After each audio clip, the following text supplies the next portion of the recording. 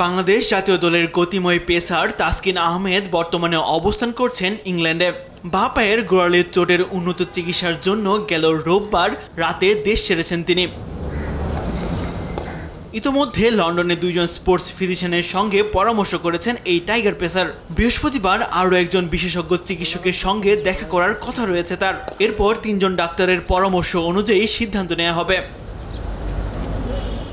তাসকিনের বাঁ পায়ের গোড়ালির হাড়ে রয়েছে অস্বাভাবিক বৃদ্ধি। চিকিৎসকদের মতে এই জটিলতা নিয়েই খেলা চালিয়ে যেতে হবে তার। তবে লন্ডনের চিকিৎসকদের চূড়ান্ত মতামতই নির্ধারণ করবে তার ভবিষ্যৎ পরিকল্পনা। সামাজিক যোগাযোগ মাধ্যমে দেশ ছাড়ার আগে তাসকিন ধন্যবাদ জানিয়েছেন বিসিবিকে। সেই সাথে ভক্তদের কাছে দোয়াও চেয়েছেন তিনি।